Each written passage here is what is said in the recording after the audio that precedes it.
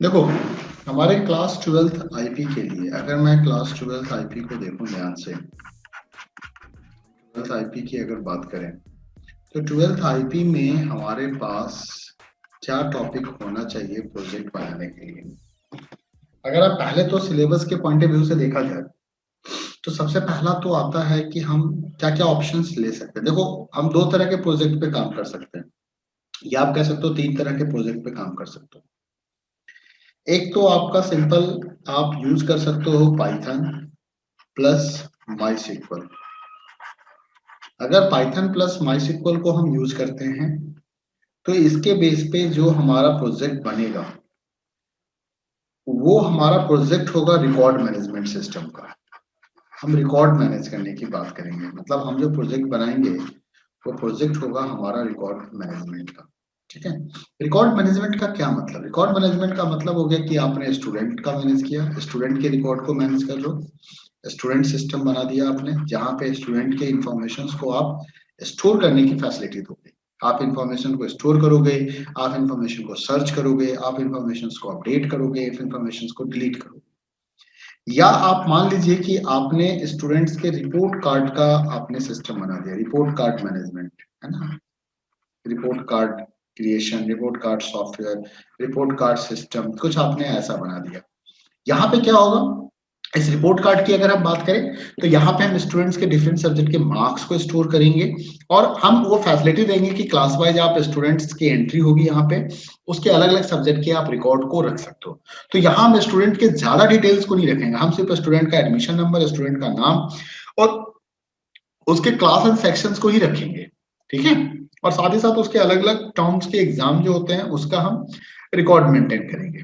एक तो ये ऑप्शन हो सकता है, या फिर आप इस दोनों को सिस्टम को मिक्स भी कर सकते हो, स्टूडेंट सिस्टम और रिपोर्ट कार्ड सिस्टम, इसको आप मिक्स कर सकते हो। एक लार्ज प्रोजेक्ट हो जाएगा। तो मैं आपको सजेस्ट नहीं करूंगा कि आप ज्यादा लार्ज प्रोजेक्ट बनाओ, क्योंकि टारगेट हमारा क्या है, 12th आईपी। अब 12th क्लास के लिए आपको एक प्रोजेक्ट बनाना है और उस प्रोजेक्ट के ऊपर काम करना है जिस प्रोजेक्ट से आपका आने वाले एग्जाम में भी आपको फायदा हो। आपको इस चीज का भी ध्यान रखना है। इसके बाद आप चाहो तो एक एम्प्लॉय मैनेजमेंट का भी प्रोजेक्ट बना सकते हो, जहां पे आप सिंपल एम्प्लॉय के रिकॉर्ड को मैनेज करोगे, उसकी सैलरी का हिसाब रखोगे, उसको एचआरए, उसको डीए जो भी देना है वो देके हम ग्रॉस सैलरी कैलकुलेट कर देंगे। हम उसमें ऑप्शन दे सकते हैं, रिपोर्ट प्रिंटिंग की अगर बात करें तो हम एम्प्लॉय रिपोर्ट दे सकते हैं, उसमें हम पे स्लिप प्रिंटिंग का भी ऑप्शन दे सकते हैं। ये एक एडवांटेज हो जाएगा आपको अगर आप करना चाहो तो। ठीक है। उसके बाद देखो, आप यहाँ पे बुक शॉप, मतलब किसी भी शॉप के मैनेजमेंट की बात कर सकते हो, शॉप मैनेजमेंट कह सकते हैं। एक्चुअली शॉप मैनेजमेंट सिस्टम की अगर हम बात करें ना, किसी भी शॉप की बात करें तो नॉर्मली शॉप मैनेजमेंट को आप स्टॉक मैनेजमेंट भी कह सकते हो। आप कह सकते हो कि आप स्टॉक सॉफ्टवेयर बनाना चाहते हो या आप इन्वेंट्री सॉफ्टवेयर बनाना चाहते हो, है ना। इन्वेंट्री सिस्टम भी आप डिजाइन कर सकते हो यहाँ पे। इन्वेंट्री सिस्टम में मतलब क्या हो गया कि आप यहाँ पे ध्यान रखोगे कि क्या आपने परचेज किया, एज ए शॉपकीपर आपने क्या परचेज किया और क्या आपने सेल किया। तो स्टॉक में जब आप परचेज कर रहे हो तो आपका स्टॉक प्लस हो रहा है, और जब आप सेल कर रहे हो तो आपका स्टॉक माइनस हो रहा है। तो इस तरह से रिकॉर्ड को इंसर्ट करने का, रिकॉर्ड को मतलब वहां पे सेल और परचेज के माध्यम से क्या होगा, डेटा ऑटोमेटिकली अपडेट होगा। एट लास्ट आप वहां पे रिपोर्ट दिखा सकते हो। तो कोई भी शॉप आप एज्यूम कर सकते हो, किसी भी तरह का शॉप, दो चार आइटम का ही रिकॉर्ड मेंटेन करो। जरूरी नहीं है कि आप वहां पे 200 आइटम मेंटेन करो, आप दो चार आइटम पे मेंटेन करो, because you are going to make a project which you have to submit for class 12। तो आप एक ये प्रोजेक्ट बना सकते हो। दूसरा आप देख लो, यहाँ पे होटल मैनेजमेंट का भी प्रोजेक्ट बना सकते हो। होटल मैनेजमेंट में क्या होगा कि आप जो जो भी गेस्ट आ रहे हैं उसके रिकॉर्ड को आप मैनेज कर सकते हो यहाँ पे, कि वो गेस्ट आए, किस रूम में रुके, कितने दिन के लिए रुके, आपके पास टोटल रूम कितना है, रूम वैकेंट है या नहीं है ना। तो ये चीज है, उनका डिटेल क्या हो गया, तो ये इन्फॉर्मेशन आप मैनेज कर सकते हो। उसमें चाहो आप अमाउंट को भी ऐड कर सकते हो कि कितना चार्जेस आपने किया और क्या किया। तो एक होटल मैनेजमेंट का भी इंफॉर्मेशन हो सकता है। ठीक है। आप चाहो तो टेलीफोन डायरेक्टरी बना सकते हो, आप चाहो तो टेलीफोन डायरेक्टरी का प्रोजेक्ट बना सकते हो। मैं बहुत सिंपल सिंपल टॉपिक आपको बता रहा हूँ, जहां पे आप कोई प्रोजेक्ट, छोटा सा प्रोजेक्ट आप सोच सकते हो। Hotel management, telephone directory, hospital management, लोग हॉस्पिटल मैनेजमेंट का भी प्रोजेक्ट बना सकते हैं, है ना। आप हॉस्पिटल मैनेजमेंट का प्रोजेक्ट बना सकते हो। ठीक है। लेकिन हॉस्पिटल मैनेजमेंट थोड़ा सा लार्ज प्रोजेक्ट हो जाता है। हॉस्पिटल मैनेजमेंट के साथ साथ अगर आप सोचो तो आप लाइब्रेरी मैनेजमेंट का भी प्रोजेक्ट बना सकते हो, आप लाइब्रेरी का भी प्रोजेक्ट बना सकते हो।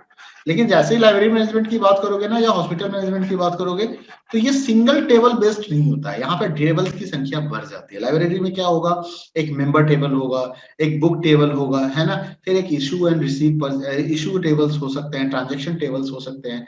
हॉस्पिटल मैनेजमेंट में भी डॉक्टर का टेबल होना चाहिए, पेशेंट्स का table, table in the sense में टेबल चेयर की बात नहीं कर रहा हूँ मैं, माइस्क्ल टेबल की बात कर रहा हूँ। सबसे पहले आपको ये देखना पड़ेगा ना, आप अगर कोई भी टॉपिक ले रहे हो तो सबसे पहले ये देखना होगा कि आपको रिकॉर्ड क्या मैनेज करना है, किस रिकॉर्ड को आप स्टोर करना चाहते हो। और देखो इन सारे रिकॉर्ड मैनेजमेंट के अंदर जो हमारा बेसिक कंसेप्ट है वो क्या होता है, हमारा बेसिक कंसेप्ट होता है इंसर्ट करने का। हम इंफॉर्मेशंस को इंसर्ट करते हैं, हम इंफॉर्मेशंस को क्या करेंगे, हम उसको अपडेट करेंगे, अगर हमें जरूरत नहीं हुई एट लास्ट हम उसे डिलीट भी कर सकते हैं। और सबसे लास्ट में हमारे पास क्या ऑप्शन बचता है, हम सेलेक्ट करते हैं।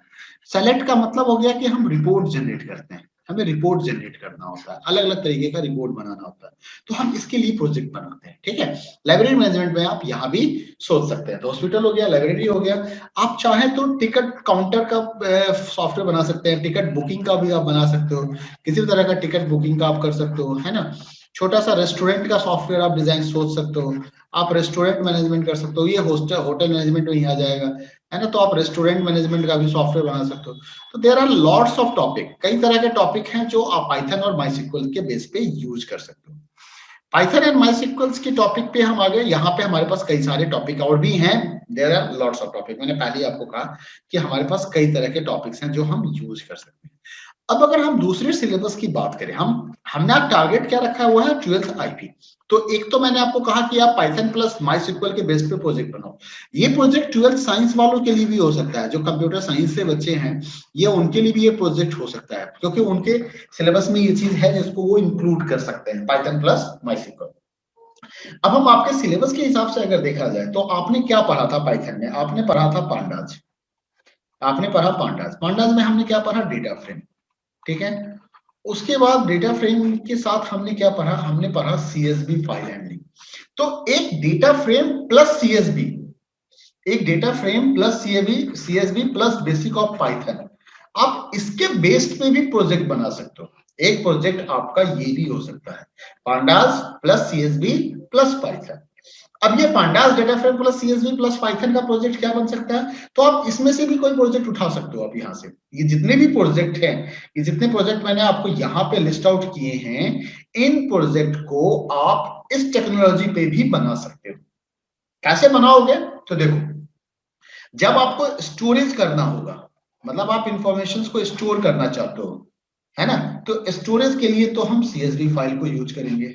ठीक है, प्रोसेसिंग के लिए, प्रोसेसिंग के लिए जैसे कि कंप्यूटर के अंदर जब काम होता है तो कंप्यूटर क्या करता है, किसी भी प्रोग्राम को, किसी भी सॉफ्टवेयर को वो अपने मेमोरी में लोड करता है टेम्पोररी, और लोड करने के बाद वो उसको प्रोसेस करता है, यानी कि रैम में इंफॉर्मेशन को स्टोर करता है और फिर उसे प्रोसेस करता है।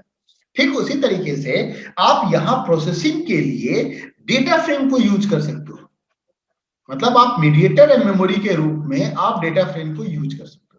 आपने सीएसवी फाइल से क्या करना है, रीड करना है। क्या करना है, सीएसवी फाइल से रीड करना है, और रीड करके इंफॉर्मेशन को कहां लिखना है, डेटा फ्रेम।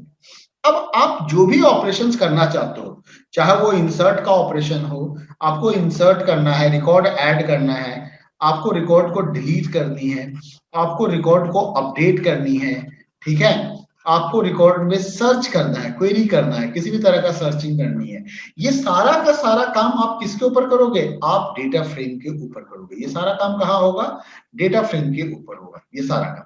ठीक है, इसके बाद एट लास्ट आपको फिर से क्या करना है कि जो प्रोसेस्ड इंफॉर्मेशन है, उस प्रोसेस इंफॉर्मेशन को वापस सीएसवी फाइल के अंदर में क्या करना है, राइट कर देना है। यहां पे आपने रीड ऑपरेशन किया, रीड करके इंफॉर्मेशन को डेटा फ्रेम में लेके आए, और डेटा फ्रेम में फिर आपने सारे प्रोसेस को परफॉर्म किया, इंसर्ट डिलीट अपडेट का, और फिर आपने क्या किया, सीएसवी फाइल में जाके उसको राइट कर दिए। तो वापस क्या हो गया, डेटा फिर से आपका स्टोर हो गया। नेक्स्ट टाइम आप प्रोग्राम को फिर से रन करोगे तो सीएसवी में आपको अपडेटेड डाटा मिलेगा, यहां से फिर से आप प्रोसेस स्टार्ट कर सकते हो। अब आता है कि यहाँ पे पाइथन का क्या यूज हुआ, तो पाइथन के बेसिक कंसेप्ट तो आपको यूज करने ही होंगे ना। आप चाहे इनपुट स्टेटमेंट की बात करें, आप चाहे प्रिंट स्टेटमेंट की बात करें, आप चाहे इफ एल्स की बात करें, है ना, आप चाहे लूप की बात करो, तो ये बेसिक चीज तो है। टाइम टू टाइम हो सकता है, आपको वेरिएबल्स बनाने पड़ सकते हैं, आप इंटीजर वेरिएबल बना सकते हो, आप स्ट्रिंग वेरिएबल बना सकते हो, आप लिस्ट बना सकते हो, आप टपल्स बना सकते हो, तो कई तरह के वेरिएबल्स भी आपको ले सकते हैं। तो ये बेसिक आपने कहां से यूज किया, आपने पाइथन से ले लिया।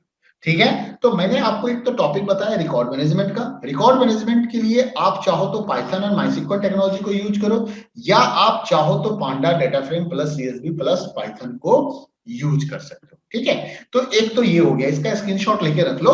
ठीक है, क्योंकि मैं इसे क्लियर करने वाला हूं, तो आप इसका स्क्रीनशॉट ले लो। ओके, चलो ठीक है, तो आपने यहाँ पे स्क्रीनशॉट ले लिया होगा, उम्मीद करता हूं मैं। चलते हैं अब आगे, मैं इसे क्लियर करता हूं। क्लियर करने के देखो, अब मैं बात करता हूं जो दूसरा हमारा 12th आईपी सिलेबस को देखते हुए, 12th आईपी के सिलेबस को देखते हुए अगर हम दूसरे किसी टॉपिक की बात करें, तो सेकंड टॉपिक्स कौन है हमारे पास? हमारे पास जो थर्ड टॉपिक है वो टॉपिक है डेटा फ्रेम। डेटा फ्रेम, मैं डेटा फ्रेम के साथ अगर बात करूं तो ये सीरीज भी आ जाएगा, यानी कि आप कह सकते हो पांडाज। तो आपके पास एक टॉपिक है पांडाज, और दूसरा टॉपिक है आपके पास मैट प्लॉट। दूसरा मैट प्लॉट लीव। तो दो टूल्स आप यहाँ पे यूज कर सकते हो, data frame plus mat plot leave. और देखो यहाँ पे बेसिक पाइथन तो हमारा यूज हो ही जाएगा, क्योंकि आप पाइथन के अंदर ही तो काम कर रहे हो। तो ये टॉपिक, अब इसको मिला के आप क्या बना सकते हो? तो देखो, इसको अगर गौर से देखा जाए तो इनको देख के हम डेटा एनालिसिस का प्रोजेक्ट बना सकते हैं। हम डेटा एनालिसिस का प्रोजेक्ट बना सकते हैं, डेटा एनालिसिस प्रोजेक्ट पे काम कर सकते हैं। डेटा एनालिसिस प्रोजेक्ट की अगर हम बात करें, तो मान लीजिए कि आपके पास रिपोर्ट कार्ड रिजल्ट रखा हुआ है, आपके पास रिजल्ट प्रोसेसिंग है, रिजल्ट एनालिसिस करना है, तो आप रिजल्ट को एनालाइज कर सकते हो, रिजल्ट एनालिसिस का काम कर सकते हो। आप चाहो, आपके पास कोई भी स्टैटिकल, मान लो आपके पास कई तरह के पेशेंट्स के इंफॉर्मेशन को रखा हुआ है, आप उसके रिजल्ट पेशेंट्स इंफॉर्मेशन को एनालाइज कर सकते हो। पेशेंट का जो इंफॉर्मेशन है कि कब किसको कौन तरह की बीमारी हो रही है, वो कितने दिन में रिकवर कर रहा है, किस बीमारी का, किस में सबसे ज्यादा लोग बीमार होते हैं, है ना, तो पेशेंट इंफॉर्मेशन को प्रोसेस कर सकते हो। और आप इसको छोड़ो ना, दिस टाइम अभी हम सभी पिछले साल लॉकडाउन में रहे, हम सभी, किसके कारण? तो कोविड 19 के डेटा के ऊपर भी आप काम कर सकते हो, कोविड 19 के डेटा को प्रोसेस कर सकते हो। कोविड 19 का डेटा जो है वो फ्रीली अवेलेबल है इंटरनेट के ऊपर, कैगल पे चले जाओ, कई तरह के वेबसाइट हैं, डब्ल्यूएचओ की वेबसाइट पे जाओ, वहां से आप कोविड 19 का डेटा उठा सकते हो, वर्ल्ड लेवल पे डेटा आपको मिल जाएगा और आप उसको प्रोसेस कर सकते हो। अब सवाल उठता है कि हम क्या करेंगे, प्रोसेस में क्या करेंगे? तो देखो, जब आप डेटा को प्रोसेस करोगे ना, तो दो तरह की बात होगी। आप दो तरीके से इंफॉर्मेशन को दिखा सकते हो, एक तो स्टैटिकल डेटा हम दिखा सकते हैं, स्टैटिस्टिकल डेटा दिखा सकते हैं। ठीक है, मतलब हम न्यूमेरिकल वैल्यू के फॉर्म में, एक रिपोर्ट के फॉर्म में हम उससे दिखा सकते हैं, है ना। सिंपली एक रिपोर्ट फॉर्मेट में आप डेटा को दिखाओगे कि भाई ये है, ये इसका मैक्सिमम वैल्यू है, इसका मिनिमम वैल्यू है, ये नाम आ गया, ये नाम आ गया। एक तो ये तरीका है। दूसरा क्या है कि आप उसको विजुअलाइजेशन के फॉर्म में भी दिखा सकते हो, आप उसका विजुअलाइजेशन भी कर सकते हो।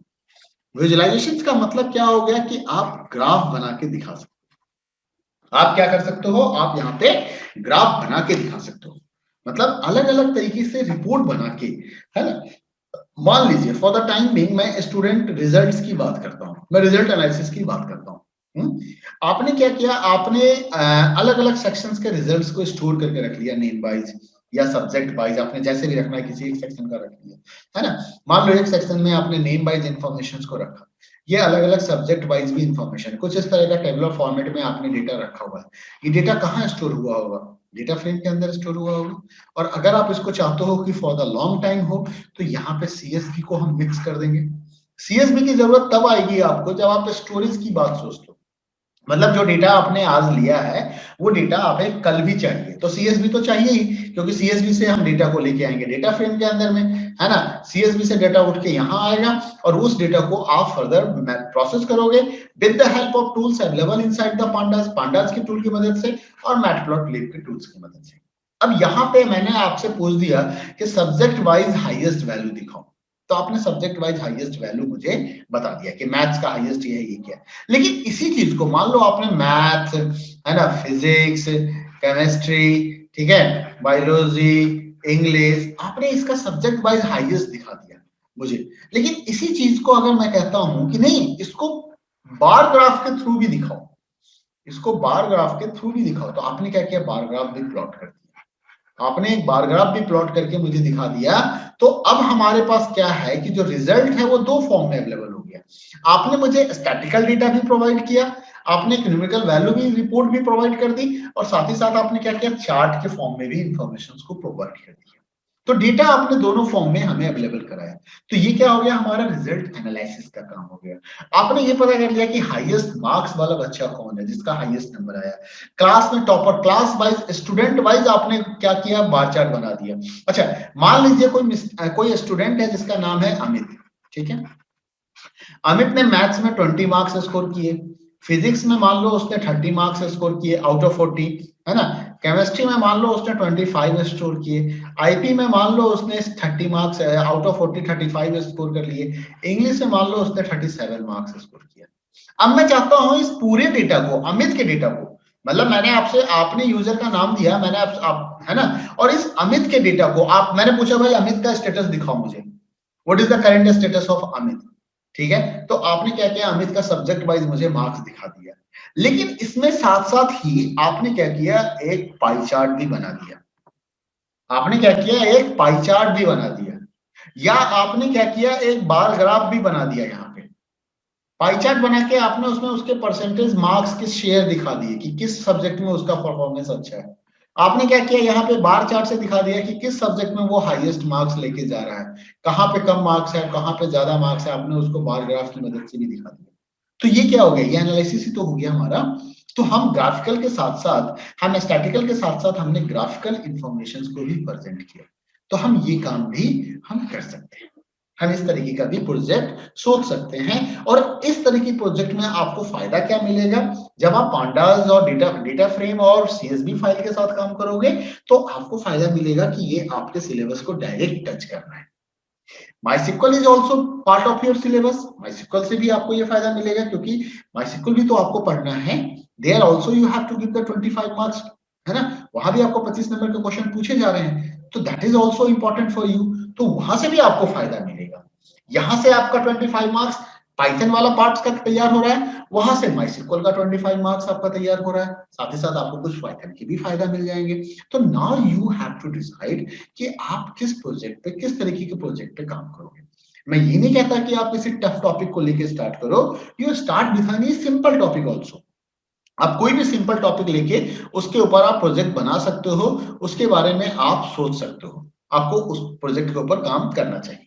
देखो मैंने आपको दो स्कीम दिखाया था, अब मैंने आपको दोनों जगह पे मैंने टॉपिक सजेस्ट भी कर दिया कि आप क्या क्या टॉपिक ले सकते हो। किसी भी टॉपिक पे लेके आप शुरू हो जाओ और प्रोजेक्ट बनाना स्टार्ट कर दो, दैट इज कंपलसरी। क्यों कंपलसरी है, देखो दो बात है, दो चीज के लिए ये इंपॉर्टेंट है आपके लिए, क्यों बनाना चाहिए हमें प्रोजेक्ट, हमें प्रोजेक्ट बनाना क्यों चाहिए। देखो प्रोजेक्ट बनाना, आप इसका स्क्रीनशॉट ले लें एक बार, मैं इसको इरेज करूंगा, चलो फटाफट इसका स्क्रीनशॉट ले लो एक बार फटाफट। ओके, तो ले लिया होगा आप लोगों ने, चलो मैं इसको इरेज करता हूं। तो देखो क्यों बनाना चाहिए, व्हाई, हमें प्रोजेक्ट बनाना क्यों चाहिए, है ना। क्यों बनाना चाहिए प्रोजेक्ट, क्यों बनाना चाहिए, इसका जवाब ये है कि प्रोजेक्ट इसलिए बनाना चाहिए ताकि आपकी अंडरस्टैंडिंग आपको पता चले, आपको ये समझ में आएगा कि आपकी अंडरस्टैंडिंग क्या है। आपको किसी भी नॉलेज को, जो नॉलेज है आपके पास, आपने जो नॉलेज गेन किया, क्या आप उसको प्रैक्टिकली इंप्लीमेंट कर सकते हैं या नहीं कर सकते हैं, प्रैक्टिकली इंप्लीमेंटेशन कितना आपको आ रहा है। देखिए जब किसी चीज की अंडरस्टैंडिंग बनेगी, जब आपके पास नॉलेज होगा, अंडरस्टैंडिंग बनेगी, तभी आप प्रैक्टिकली इंप्लीमेंट कर सकते हो। तो प्रैक्टिकली इंप्लीमेंटेशन आप कर सकते हो या नहीं कर सकते हो। दूसरा चीज है कि आप क्या कर रहे हो कि आपकी जो स्किल्स है उसे आप अपने लॉजिक को बिल्डअप करोगे, यहाँ पे आपकी लॉजिक बिल्डिंग स्किल्स ग्रो करने वाली है। क्योंकि आप सोचोगे ना, कई तरह की प्रॉब्लम्स को सोचोगे, आपकी डिबगिंग स्किल्स, आप डिबगिंग स्किल्स सीखोगे यहाँ पे कि कैसे प्रोग्राम्स के अंदर एरर आते हैं। लाइफ में भी कई तरह की समस्या आते हैं, हम समस्या का समाधान ढूंढते हैं, तो हमें डिबगिंग स्किल्स देखने को मिलेगा, सीखने को मिलेगा यहाँ पे। और इन सबसे ज्यादा इंपॉर्टेंट अगर आपके लिए है as a 12th class student, अगर मैं 12th क्लास स्टूडेंट्स की बात करता हूं, तो आप उस पॉइंट ऑफ व्यू से अगर देखा जाए तो क्यों आपके लिए ये जरूरी है। एक तो यहाँ पे आप कह सकते हो इसको एक्सपीरियंशियल लर्निंग भी कहते हैं। ये एक्सपीरियंशियल लर्निंग है, आपने एक्सपीरियंस किया, आपने एक्सपीरियंस किया और उसके बेसिस पे आप लर्निंग कर रहे हो। आप अपने एक्सपीरियंस के बेसिस पे, नॉलेज के बेसिस पे उसको लर्निंग। दूसरा मैं बता रहा था कि आपके लिए क्यों इंपॉर्टेंट है, this is the most important for you. जो बोर्ड कैंडिडेट के, बोर्ड के बच्चे हैं, मैं उनके लिए कह रहा हूं कि ये क्यों जरूरी है, क्योंकि ये आपके सिलेबस का एक रिवीजन है। और जब आप एक अपने सिलेबस को रिवाइज कर लेते हो, प्रैक्टिकली रिवाइज कर लेते हो, तो ड्यूरिंग द एग्जामिनेशन आप इस पोजीशन में होते हो कि you are capable to give your exam in a perfect way. आप एक अच्छा स्कोर कर सकते हो, यानी कि प्रोबेबिलिटी ऑफ स्कोर जो होती है ना, हाईएस्ट स्कोर की, वो इंक्रीज कर जाती है यहाँ पे। तो ये एक एडवांटेज आपको मिलता है प्रोजेक्ट बनाने से। तो इसलिए भी प्रोजेक्ट जरूरी है ना। तो प्रोजेक्ट के बारे में आप ये सोचो। दूसरा है कि जो सीबीएसई का करिकुलम है, वो सीबीएसई का करिकुलम आपको कहती है, आपको इंसिस्ट करती है कि आपको जब आप प्रैक्टिकल एग्जाम होंगे आपके, तो आपको एक प्रैक्टिकल फाइल सबमिट करने होंगे। प्रैक्टिकल फाइल क्या है? प्रैक्टिकल फाइल्स एक कैलकुलेशंस है, एक रिपोर्ट है जो ये बताता है कि हाँ, पूरे साल आपने कुछ प्रैक्टिकल्स किए थे, और आपने जो प्रैक्टिकल किए, आपने प्रैक्टिकल बहुत सारे किए, लेकिन उनमें से कुछ प्रैक्टिकल्स ऐसे हैं, 21 प्रैक्टिकल्स पाइथन बेस्ड, जो आप यहाँ इंक्लूड करते हो। आप बताते हो कि ये 21 प्रोग्राम्स तो मैंने किए ही किए थे अपने कंप्यूटर पे। तो you must have to create this 21 programs on your computer where you are doing practicals, जहां भी आप करोगे इन फ्यूचर। उसके बाद आप यहाँ पे अपने माई सिक्वल का अंडरस्टैंडिंग को भी बताते हो, आप माई सिक्वल्स की क्वेरीज को भी लिखते हो। तो देखो, जो आपके सिलेबस है आप उसी को तो कंप्लीट कर रहे हो ना। तो एक चीज ये आपको बताना था। दूसरा होता है कि यहाँ आपको प्रोजेक्ट भी बताना होता है, कि प्रोजेक्ट से हमारा ये नॉलेज चेक हो जाता है कि आपकी अंडरस्टैंडिंग कितनी क्लियर है। प्रैक्टिकल फाइल्स में तो आपने प्रैक्टिकल ही लिखा, चलो प्रैक्टिकल कर लिया, लेकिन उसको आप दूसरे फॉर्म में, एक्सेप्ट द प्रैक्टिकल, मतलब डायरेक्ट क्वेश्चंस के अलावा जो कुछ इनडायरेक्ट क्वेश्चंस हैं, क्या आप उसको सॉल्व कर पा रहे हो या नहीं कर पा रहे हो। तीसरा, आपको आपकी वाइवा की भी तैयारी तो हो जाएगी। जब आप चीजों को इंप्लीमेंट करोगे तो आपकी खुद की नॉलेज भी तो ग्रो होगी, आपका खुद का कंसेप्ट भी बनेगा ना, तो आप वाइवा का भी प्रिपरेशन कर लोगे। तो इसीलिए आपके लिए प्रोजेक्ट जरूरी है। तो ये चीज को आपको ध्यान रखना है प्रोजेक्ट के लिए। तो इसे बनाना है, कोशिश करना है। बहुत सारे गलतियां होंगी, कोई बात नहीं है, आप सीखेंगे उसको। गलतियां मेरे से भी होती है और अभी भी होती है। अभी भी मैं लाइफ जब आपको बता रहा होता हूँ तो कहीं ना कहीं सिली मिस्टेक मैं भी करता हूँ, मेरे से भी मिस्टेक होती है, मैं भी कोई एरर करता हूँ और फिर मैं उसे करेक्ट भी करता हूँ। तो make a habit of this, ठीक है। इसके बाद बात करते हैं, जब आप प्रोजेक्ट बनाओगे तो आप बनाओगे कैसे, इसका स्क्रीनशॉट ले लेना एक बार फटाफट। ओके, तो अब है कि आप बनाओगे कैसे। तो मैंने आपको बताया, जब आप प्रोजेक्ट बनाते हो तो आपका पूरा का पूरा प्रोजेक्ट 3 भाग में डिवाइड हो जाता है। सबसे पहला प्रोजेक्ट के अंदर सेक्शन आता है इंपोर्ट सेक्शन। प्रोजेक्ट के टोटल सेक्शंस कितने होते हैं? इंपोर्ट सेक्शंस होते हैं, मतलब मैं कोडिंग की बात कर रहा हूँ। कोडिंग अगर आप करने चले तो कोडिंग को आप 3 भाग में देखना। एक इंपोर्ट सेक्शंस हो जाता है। दूसरा, हम यहाँ पे मॉड्यूल बनाते हैं। मॉड्यूल यानी कि हम फंक्शन डिफाइन करते हैं। हम हर एक काम के लिए, जो भी काम आपको करना है, आप बार ग्राफ के थ्रू कोई प्रेजेंटेशन करना चाहते हो, आप पाई चार्ट्स के थ्रू करना चाहते हो, या आप इंसर्ट का फंक्शन लिख रहे हो, आप इंसर्ट के लिए काम करना चाहते हो, तो सबके लिए आप मॉड्यूल्स बनाओ। सबके लिए आप क्या करो? मॉड्यूल्स बनाओ। और एट लास्ट, मॉड्यूल बनाने के बाद हमारा जो सबसे लास्ट में होता है वो होता है मेन इंटरफेस। मेन इंटरफेस, जिसको हम मेनू कहते हैं, कि ये जो मॉड्यूल है, इस मॉड्यूल से इंटरेक्शन कैसे होगा। यहाँ पे आपने मान लीजिए इंसर्ट मॉड्यूल बना दिया, आपने यहाँ पे डिलीट मॉड्यूल बना दिया, आपने यहाँ पे सेलेक्ट मॉड्यूल बना दिया, या सर्च मॉड्यूल बना दिया मान लीजिए। तो ये सर्च मॉड्यूल से हम इंटरेक्शन कैसे करेंगे? तो हमें क्या बनना है, हमें क्या बनाना पड़ेगा? मेनू बनाना पड़ेगा। यानी कि हमें कुछ ऑप्शंस देने पड़ेंगे।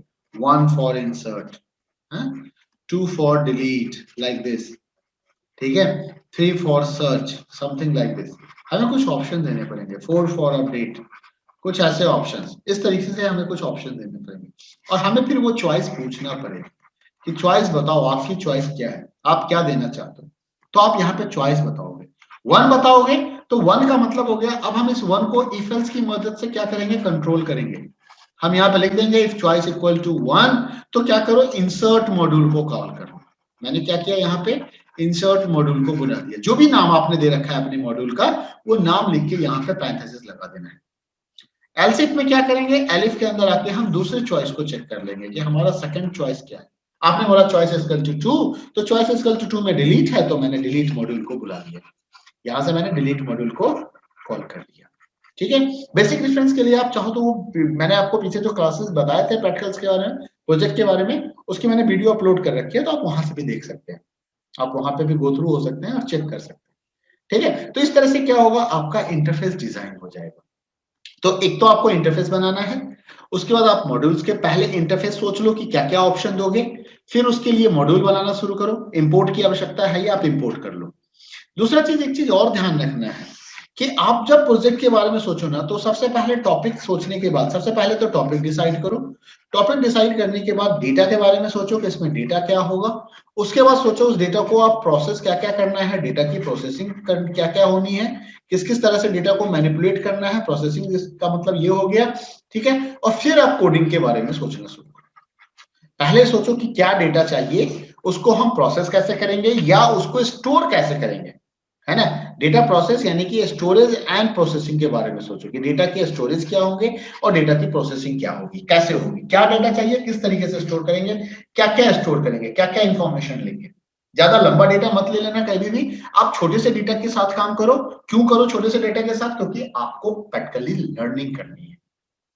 आप अभी कोई सॉफ्टवेयर डेवलप नहीं कर रहे हो, आप एक प्रोजेक्ट डेवलप कर रहे हो, और प्रोजेक्ट जो है वो सॉफ्टवेयर का बीटा वर्जन कह सकते हो, टेस्टिंग मोड कह सकते हो, स्मॉल वर्जन कह सकते हो। यहीं से आप आगे निकलोगे, इसी जगह से आप आगे निकलोगे, जब सबसे पहले आपको ये चेक करना होगा और उसके बाद ही आप आगे जाओगे। समझ रहे बात को? तो इस चीज को ध्यान से देखना है।